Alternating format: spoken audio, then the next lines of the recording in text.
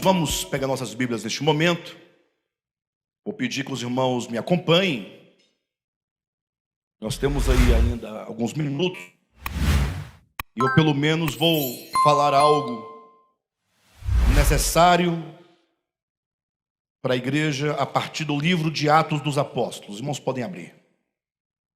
Eu quero ler com vocês os primeiros 5 versículos do capítulo 1.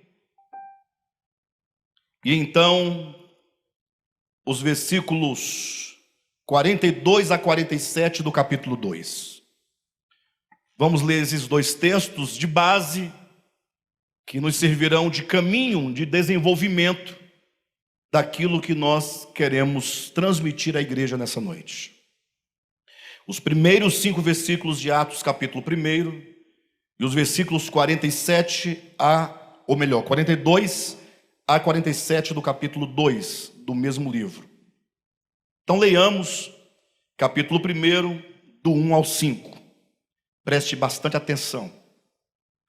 Escrevi o primeiro livro, ao Teófilo, relatando todas as coisas que Jesus começou a fazer e a ensinar, até o dia em que, depois de haver dado mandamentos por intermédio do Espírito Santo aos apóstolos que escolhera, foi elevado às alturas.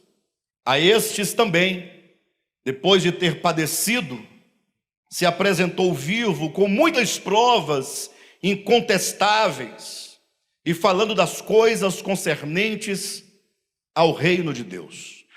E comendo com eles, determinou-lhes que não se ausentassem de Jerusalém, mas que esperassem a promessa do Pai, a qual disse ele: de mim ouvistes. Porque João, na verdade, batizou com água, mas vós sereis batizados com o Espírito Santo, não muito depois desses dias. Agora o capítulo 2 de Atos, versículos 42 a 47, diz assim: E perseveravam na doutrina dos apóstolos e na comunhão, no partir do pão e nas orações. Em cada alma havia temor. E muitos prodígios e sinais eram feitos por intermédio dos apóstolos. Todos os que creram estavam juntos e tinham tudo em comum. Vendiam as suas propriedades e bens, distribuindo o produto entre todos, à medida que alguém tinha necessidade.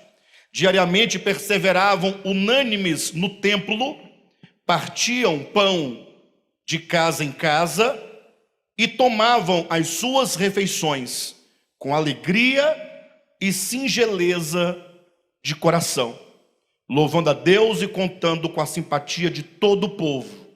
Enquanto isso, acrescentava-lhes o Senhor dia a dia os que iam sendo salvos.